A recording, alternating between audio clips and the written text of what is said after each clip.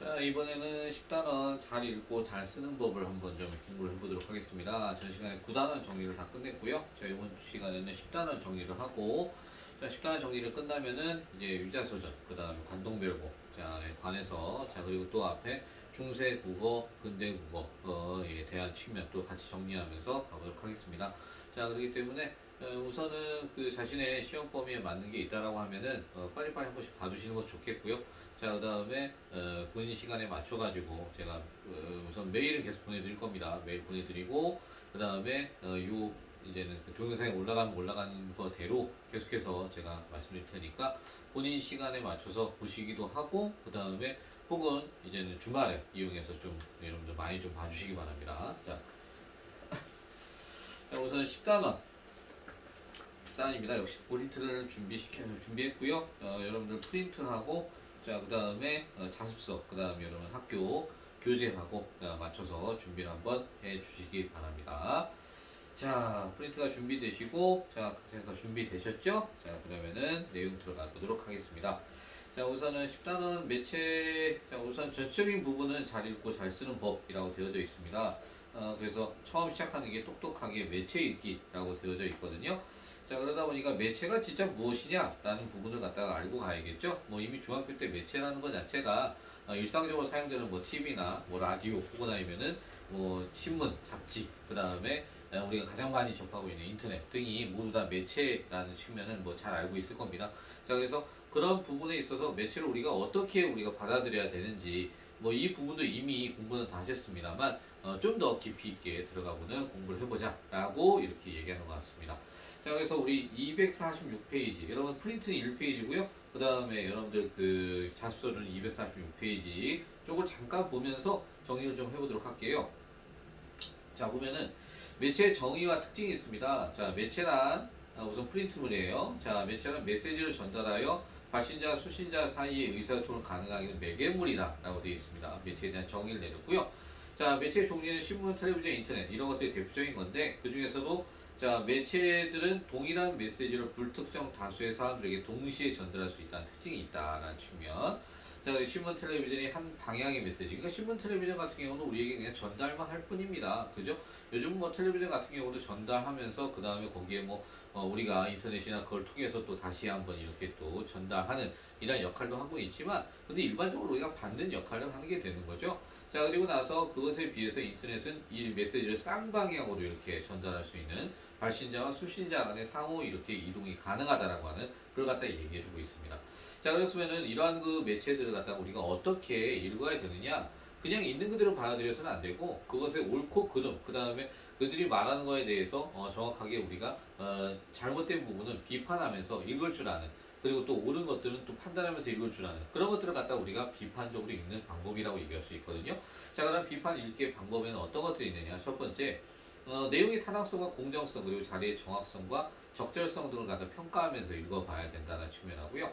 그래서 공감하거나 반박할 부분을 찾고 그 까닭을 생각한다는 측면, 그 다음 필자의 가치관이나 그의 배경이 되는 사회문화적 이념을 따져본다는 것, 그 다음에 글에 있어서 구성, 그리고 또 표현의 적절성, 효과 이런 것들을 판단하면서 읽어야 된다는 겁니다.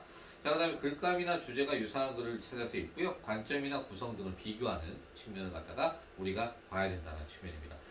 여기 바로 비판적 읽기의 방법 같은 경우에는 문제화할 수 있어요. 충분히 이 앞부분에 나와 있는 내용이기 때문에 이 단어가 전체적으로 같이 연결되는 거라서 한 번 정도 생각해 보시는 게 좋을 것 같습니다. 자, 그다음에 처음 우리 매체 평가함의 읽기를 갖다가 잠깐 좀 해보도록 하겠습니다. 자, 그리고 또 잠깐 쉬었다가 또 두 번째 단계로 들어가도록 할게요. 자, 먼저 매체 평가함의 읽기 부분인데요. 여러분 자습서 247페이지 넘어가시고 248페이지 또 가셔서 자, 내용하고 같이 보도록 하겠습니다. 자, 먼저 본다면 자, 우리는 많은 사람들과 다양한 이러한 매체를 통해서 소통을 하며 살아간다는 겁니다. 자, 다시 말하면 매체라는 것은 우리가 타인과 소통하는 이러한 그 매개체가 되는 것이 매체다라고 얘기한다는 거죠. 자, 그러다 보니까 신문, 잡지와 같은 인쇄 매체, 그 다음에 라디오, 텔레비전 같은 방송 매체, 인터넷 같은 통신 매체 이런 것들을 매체의 혹은 이렇게 변화와 발전을 거듭해 왔고요. 자, 이러한 매체를 통해서 의사소통은 우리의 일상이 된 지 너무나 오래됐다라는 얘기입니다. 자, 이렇게 우리는 매체를 통해서 많은 양의 정보를 접하고 있고 이러한 매체는 필자의 특정 관점이 드러날 수 있는데 이러한 필자의 특정 관점이 드러나다 보니까 매체에서 개인이나 집단의 견해를 드러내는 방식을 이해하고 우린 뭐 해야 된다? 이 매체를 비판적으로 읽어야 되는 까닭이 바로 여기에 있다는 겁니다. 비판적으로 읽는다는 것 자체는 다시 말하면 그 안에 뭐가 있기 때문에 공정하게 이야기하지 않은 바로 객관적으로 이야기하지 못한 이러한 매체에는 필자의 특정 관점이 들어있다는 측면. 그죠? 요것 때문이라는 거죠. 자, 예를 든다면 이렇습니다. 많은 사람들은 신문인 기사나 텔레비전 뉴스가 사실만을 객관적으로 보도한다고 믿고 있는데요. 그러나 여기에 담긴 내용은 객관적인 사실 외에도 뭐가 있느냐? 첫 번째, 기자나 편집자가 중요하다고 생각하는 것이 들어있다는 것이고요. 자, 그러다 보니까 이러한 기사나 뉴스뿐만 아니라 대부분 매체들은 두 번째, 바로 제작자나 편집자 등에 의해서 재구성된 내용을 갖다 우리에게 제공합니다. 자, 그다음 세 번째, 광고에선 더더군다나 기업이나 개인 그리고 단체의 특징이 이렇게 그 특정한 의도가 담겨져 있다고 볼 수 있다는 거죠. 이렇게 세 가지는 모두 다 객관적이지 않은 내용들이라는 겁니다. 그래서 자, 우리는 매체에 담긴 이러한 내용과 이를 표현하는 방법을 꼼꼼히 따질 필요가 있고요. 예컨대 신문을 읽을 경우에는 표제, 본문, 사진 등을 갖다 광고를 갖다 읽는 경우에는 문구, 이미지 등 주의 깊게 이렇게 살펴봐야 되고요. 자, 이때의 필자의 관점은 무엇이고 그것을 드러내기 위해서는 어떻게 표현하고 있는지 제대로 파악을 해보고요. 거기다 편견에 치우친 부분은 없는지 판단하면서 우리가 읽어보아야 되겠다라는 측면입니다. 자, 그래서 지금 현재 거기 제가 체크를 못했네요. 그거 체크해줄까요? 필자의 관점은 무엇이고 그 다음 그것을 드러내기 위해서는 어떻게 표현하면서 파악했는지 그 다음에 또한 편견에 치우친 부분은 없었는지 판단하면서 읽는다라는 측면. 우리 앞에서 비판적으로 읽기 방법 5가지 얘기했었죠. 바로 그 중에 포함되는 것들입니다. 같이 기억합시다. 자, 이상에 살펴본 바와 같이 매체를 읽을 때 필자의 관점이 타당하고 공정한지 그리고 메시지를 전달하기 위해서 사용한 표현 방법이 효과적인지 적절한지 등을 평가하는 겁니다. 이렇게 매체를 비판적으로 읽어야지만 뭐 할 수 있다? 이렇게 수용을 제대로 할 수 있다 라는 측면입니다. 그래서 밑에 다시 한 번 더 매체를 비판적으로 수용한 태도 위에서 나온 지문 내용 다시 한 번 본다면 마지막에 말했던 필자의 관점이 타당하고 공정한 것이냐 혹은 메시지를 전달하기 위해 사용한 표현 방법이 아주 효과적이었느냐 같은 경우들 이런 것들을 꼼꼼히 따져보는 겁니다. 자, 여기 시험 문제는 분명히 한 문제가 출제됩니다. 바로 어떤 거? 매체를 갖다가 읽을 때 우리가 비판적으로 읽는 방법으로 알맞은 거 혹은 알맞지 않은 거 물어보는 문제 분명히 나올 거거든요. 다시 한번요. 필자의 관점이 무엇인지 그걸 드러내기 위해서 어떻게 표현하고 파악했는지 편견에 치우친 부분 없는지 그리고 마지막에 여기서 필자의 관점이 타당하고 공정하냐 이건 똑같은 얘기예요. 메시지 전달하기 위해서 어떤 표현 방법을 썼는지 이것도 같은 얘기입니다. 그러니까 위에서 말했던 3가지 혹은 아니면 밑에서 얘기한 2가지 이것이 지금 현재 같은 의견이긴 하지만 어쨌든 이러한 방법을 통해서 물어볼 것 같다라는 생각이 듭니다. 그래서 이 부분 정리 꼭 잘 좀 해주시기 바랍니다. 네. 자, 그래서 그렇게 우선 따져볼 수 있을 것 같고요. 자, 그 다음에 다음 페이지 가보시면은 우리 뭐 신문이라는 것 자체, 텔레비전, 인터넷, 라디오, 휴대전화라는 거에 대해서 자 간단하게 뭐 교과서에 있는 거 그대로 넣어놨습니다. 이거 자체는 따로 설명 안 드릴게요. 자, 신문 사설에 대해서 한번 좀 얘기를 해보도록 하겠습니다. 여러분, 우리 잡서는 250페이지고요. 자, 이 부분은 여러분 하나 꼼꼼하게 자 정리를 해주셔야 됩니다. 자, 보시면은 저성장 늪이라는 이런 벗어나려면 고령화 속도 늦춰야라고 하는 이런 제목이 있습니다. 그런데 여기서 늪이라고 하는 것 자체가 바로 어떻게 그게 바로 비유적 표현을 썼다라고 얘기했었죠. 그럼 이러한 비유적 표현을 씀으로 해서 저성장의 심각성을 아주 인상적으로 표현해주는 이러한 역할을 주고 있다는 거 잊지 말고 암기하시기 바랍니다. 자, 그 다음에 저성장 늪 벗어나려면 고령화 속도 늦춰야 보니까 조사가 없어요. 네, 밑에 있는 것처럼 조사를 생략해서 핵심 내용을 아주 간결하고 명료하게 제시했다는 거 이거 잘 봐주셔야 됩니다. 2가지 있습니다. 다음입니다.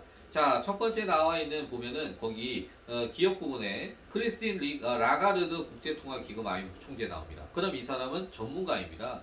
전문가를 갖다 바탕으로 해서 그 사람의 전문가가 이야기한 고령화 문제를 해결하지 못하면 대한민국의 경제 성장률 2025년 2% 떨어질 수 있다라고 경고한다. 그러면은 전문가가 이 말한 것을 갖다가 직접 인용을 한 거죠. 거기 끝다음표 2개 있으니까 바로 직접 인용해서 이야기를 했다라고 하는 측면. 그죠? 자, 그 다음 밑에 니은 부분 보시면은요. 이번에 한국개발연구원입니다. 네, 전문기관입니다. 그렇다면 전문기관에서 뭐 했느냐? 거기에 인구 감소 등으로 2050에서 2060년 경제 성장률이 1.1%까지 떨어질 것이라고 전망했다라고 되어 있습니다.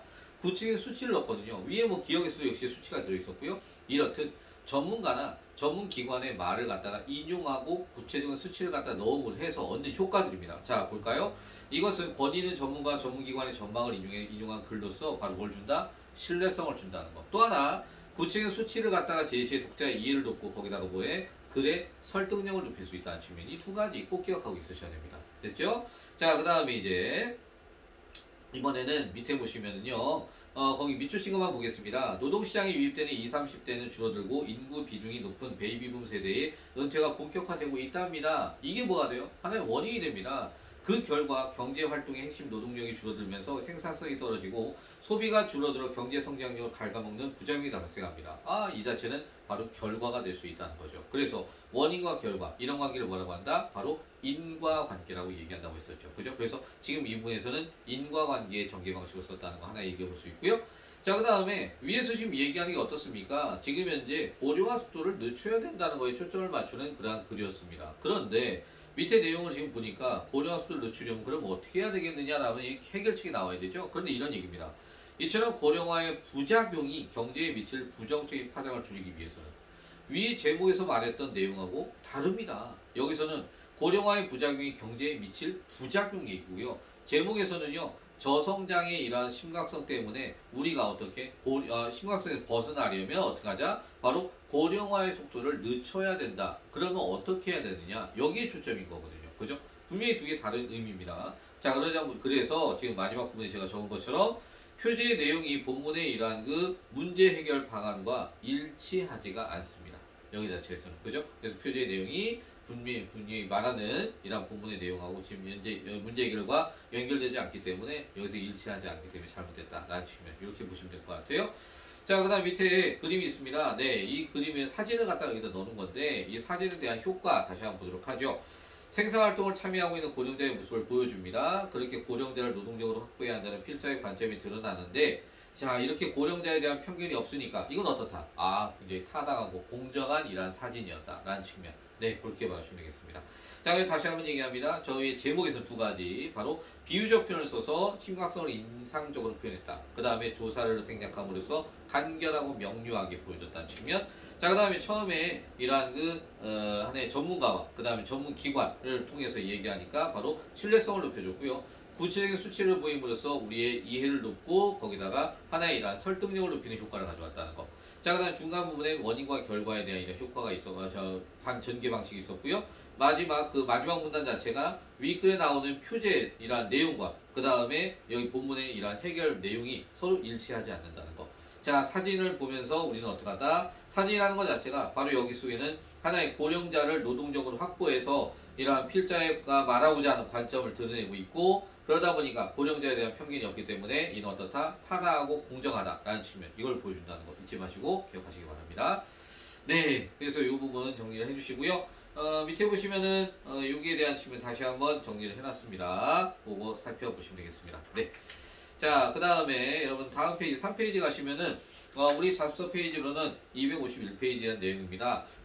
그림을 제가 사진에 있는 걸 다 갖다 다시 넣어놨고요. 한번 보시고 요 그림 기억나시죠? 네, 학생 엄마 모시고 학생 이렇게 거기 김병장 거기 또 이렇게 엄마 모시고 박 과장도 우리 박 과장 엄마 모시고 이렇게 되어 있습니다. 자, 그 그림 바탕으로 해서 보겠습니다. 그렇다면은 4페이지 가볼까요?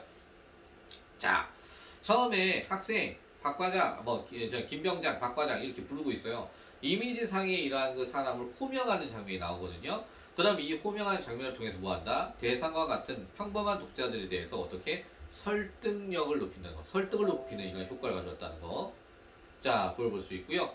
그 다음에 엄마 모시고와 라고 하는 이 통을 통해서 볼 때 성차별적 인식을 갖다 심어줄 수 있습니다. 그러다 보니까 여기서는 바로 공정성에 어긋난 모습을 보인다는 거죠. 자, 그 다음에 알고 계셨나요? 라는 이런 질문이 있어요. 이는 바로 독자의 호기심을 유발하고요. 헌혈은 69세까지 누구나 할 수 있습니다. 라고 하는 거에서 69세. 바로 구체적인 수치를 보여줬어요. 그러다 보니까 독자의 이해를 높고 바로 설득력을 높이는 효과를 보여줍니다.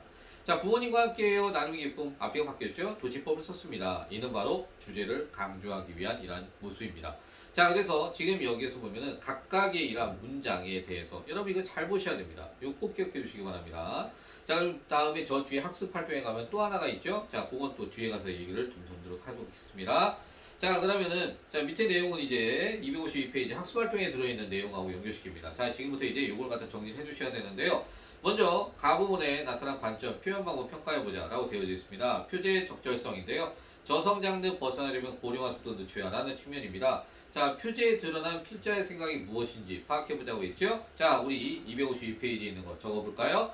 빠르게 진행되는 고령화가 우리 경제의 성장을 더디게 하는 원인임을 갖다가 보여주고 있다는 거고요. 그 다음에 고령화의 속도를 늦추는 것이 저성장이라는 사회 경제적 문제를 해결하는 길이라는 견해를 보여주고 있다는 거. 충분히 문제 가능합니다. 이 부분 표제에 밑줄 쳐놓고 이 부분에 필자가 드러내고자 하는 관점을 알맞은 걸 찾아봐라. 네, 이 두 개 중에 나머지 하나 넣으면 됩니다. 이걸 합쳐서 넣든지. 그렇기 때문에 이건 무조건 외우셔야 됩니다. 알겠죠? 기억 꼭 하시기 바랍니다. 다음에 본문에 제시된 문제 해결 방안 정리해보자. 자, 문제 해결 방안이에요. 네, 문제 해결 방안인데 근데 이거는 표제하고 어울리지 않는 측면이었었죠. 그죠? 자, 그러나 문제 해결 방안 다시 한번 정리해볼게요. 밑에 보시면 예시 답안에 경제에 미치는 고령화의 부정적 영향을 줄이기 위해서는 다양한 노동력을 확보해야 된다라는 측면. 자, 그 다양한 노동력은 여성 인력, 그다음 외국인 인적 자원 유치, 고령자의 생산활동 참여 유도 등 하고 그다음 생산성을 향상해야 된다. 자, 그래서 기업의 연구개발 투자 확대, 정부의 제도적, 재정적 지원이 확대돼야 됨을 갖다 얘기했다는 거. 요거는 시험을 출제를 하기가 좀 애매할 수 있을 것 같아요. 왜냐면 본문 내용과 거리가 먼 부분이기 때문에 이것만 따로 독단적으로 내면 모를까. 그렇지 않으면 이건 좀 애매한 부분이긴 합니다. 그래도 한 번 정도 여러분 읽어봐 주셔야 될 부분인 것 같고요. 왜냐면 이것도 충분히 객관식으로 낼 수 있습니다. 다음 중에서 이 글의 문제 해결 방안으로 적절하지 않은 것을 찾아보세요. 라고 얘기할 수 있거든요. 그렇기 때문에 꼭 한번 읽어보셔야 됩니다. 이거. 다음에 이에 정리한 문제 해결 방안 표제하고 적절성. 네, 이게 제가 보기에는 문제거리라고 보는데 이 자체가 보게 되면 어쨌든 밑에 이에서 정리한 문제 해결 방안은 경제에 미치는 고령화의 부정적 영향을 줄이기 위한 방법이었다. 이는 표제에서 언급한 고령화 속도 늦추는 방안이라고 볼 수 없기 때문에 즉 표제의 내용과 본문에 제시하는 이러한 문제 해결 방안이 일치하지 않으므로 적절한 표제로 보기는 어렵다라는 측면. 자, 적절한 표제라고 보기 적절한 것이 아니라고 보는 건 뭐 당연합니다만 왜 그런지를 꼭 기억해 주세요. 알겠죠? 왜 그런지 그걸 갖다 봐주셔야 됩니다. 네, 우리 그러면 이제는 그 프린트 5페이지 하고요. 5페이지 보시면은 표제 방법 나와 있습니다. 자, 거기 표제에 사용된 표현 방법 우리 아까 두 가지라고 했어요. 늪이라는 걸 통해서 바로 어떻게 비유적 표현을 썼다라고 하는 거. 자, 비유적 표현을 써서 강한 인상을 갖다 준다는 측면. 그 다음에 또 하나가 바로 뭐 있다? 조사를 생략했다. 아주 간결하게, 그죠? 명료하게 보여주는 역할을 해주고 있다는 거였죠. 두 가지입니다. 자, 그 다음에 사진이 있습니다. 사진을 제시한 의도 추측해보자라고 되어져 있는데요. 첫 번째 의도 같은 경우에는 자, 생산활동에 참여하고 있는 고령자의 모습을 보여주기 위한 것이었고, 네, 거기에 대한 평가, 아까 적절하고 타당하다고 얘기했었죠. 왜냐? 고령자를 노동력으로 확보해야 한다는 필자의 관점을 드러내면서 고령자에 대한 편견이 없기 때문에 이건 어떻다? 타당하고 공정한 것이다. 라고 봐달라는 측면입니다. 자, 그 다음에 이번에는 밑에 가하나에 공통적으로 사용된 표현 방법을 찾아보자라고 했어요. 그리고 효과를 판단해보라고 했거든요. 자, 먼저 가하 같은 경우에는 이거는 아까 얘기한 것처럼 지금 이제 총재, 이 전문가, 그 다음 밑에 있는 것은 이 전문기관이었습니다. 그죠? 자, 표현은 두 가지. 본인은 전문가하고 전문기관을 써서 바로 뭘 준다? 그래, 신뢰성을 강화하고 있다는 측면. 요 얘기했습니다. 자, 그 다음에 또 하나, 구체적인 수치를 갖다 제시해주고 있죠. 구체적인 수치를 줘서 이해를 돕고, 그 다음에 설득력을 높이는 이러한 효과를 가져온다는 거. 요거 잊지 말고 꼭 기억해 주시기 바랍니다. 자, 그 다음에 뒤에 6페이지 이제 또 가보시면요. 자, 거기 처음에 지금 아나운서 얘기가 나옵니다. 괄호 1에서 나오는 아나운서 얘기인데요. 이 헌혈 광고는 학생과 군인 그리고 회사원에게 엄마를 모시고 오라고 말하고 있습니다. 부모님과 함께 헌혈하자는 취지이지만 어디에도 아빠를 모시고 란 말이 없습니다. 네, 아빠가 없어요. 여기 자체에서 엄마 모시고만 얘기하고 있습니다. 네, 그렇기 때문에 바로 무엇이다 이는 바로 여기서는 공정성에 위배되고 있다는 측면. 그죠? 그래서 정답 볼까요? 자, 우리 자습서 253페이지입니다. 69세까지 누구나 헌혈에 참여할 수 있다는 사회적 가치 있는 정보를 전달하고 있고 설득한다는 점에는 타당하다 볼 수 있지만 여기서는 엄마 모시고 해서 엄마만 언급하고 있다는 것은 양육을 엄마의 일로만 보는 성차별적 인식을 갖다 보여주고 있다는 거. 그래서 이건 어떻다? 바로 공정성에 위배되고 있다는 측면입니다. 네, 잘 기억하셔야 돼요. 자, 그 다음 밑에 이제 표현 방법부터 다시 한번 따져보렵니다. 먼저 지금 보면은 땡땡과 학생 아니면 김병장 그다음 박과장 얘기했었죠. 그래서 이러한 표현들 바로 이미지 대상을 호명하고 있다는 거. 네, 대상을 호명해서 평범한 독자에게 이러한 하나의 설득적 효과 이를 주고 있다는 측면. 자, 그 다음에 69세까지라고 하는 그 부분 구체적인 수치를 제시했죠. 독자의 이해를 도와서 설득 효과 높이는 거. 수치하면은 무조건 독자의 이해, 설득 효과 기억합시다. 그 다음에 질문 던지고 있습니다. 알고 계셨나요? 라고 하는, 그래서 독자의 호기심을 유발시켰고, 마지막으로 도치법 썼습니다. 도치법 써서 주제를 더 강조하는 이러한 효과를 가져오고 있다는 거 잊지 말고 기억합시다. 자, 그리고 나서 이제 이미지에 대한 건데요. 아까 제가 이미지에 대한 게 하나 더 있다라고 말씀드렸죠. 바로 첫 번째 하나, 우선은 다양한 대상을 얘기했습니다. 그래서 누구나 참여할 수 있다는 거. 그 다음에 또 하나, 뒤에 보면은 배경이 대상과 딱 어울리는 배경을 쓰고 있어요. 그죠? 그러다 보니까 대상과 조화를 이루며 전달 효과를 더욱더 높이는 이러한 효과도 가져올 수 있다라는 겁니다. 이해되셨죠? 네, 그래서 이러한 효과까지 분명히 기억하고 있으셔야 됩니다. 세 번째, 매체에 드러나는 관점이나 표현 방법 비판적으로 평가하며 일관되는 까닭이 무엇이냐. 다시 한번 요거 얘기해 볼게요. 자, 보게 되면은 매체에는 특정한 이 필자의 특정한 관점이 들어갈 수 있습니다. 자, 그래서 그 관점이 사회의 건강한 질서 유지에 어긋나는 경우도 있을 수 있기 때문에, 그러고 자, 이렇게 그 표현 방법이 적절하지 않으면 글에 있어 전달 효과가 낮아질 수 있기 때문에 표현 방법 또한 비판적으로 평가하면서 읽어줘야 한다는 측면. 네, 이것도 분명히 정리를 해주시기 바랍니다. 학습 활동에 나와 있는 내용들이 충분히 시험 문제로 나올 수 있는 것들만 정리되어 있습니다. 그래서 여기 한번 정도 다 여러분 일부러 제가 빈칸 해놨습니다. 정리를 해보시고 그 다음에 이 부분들 꼭 한번 다시 읽어보셔야 됩니다. 의외로 이런 부분이 여러분한테는 시험 문제에서 제일 어려운 부분이 될 수 있거든요. 정리를 잘 해주시기 바랍니다. 네. 그러면은 누리소통망은 요거는 넘어가도록 하고요. 잠깐 쉬었다가 여러분들 쓰기 과정에 대한 측면 요거 점검사항 들어가도록 하겠습니다.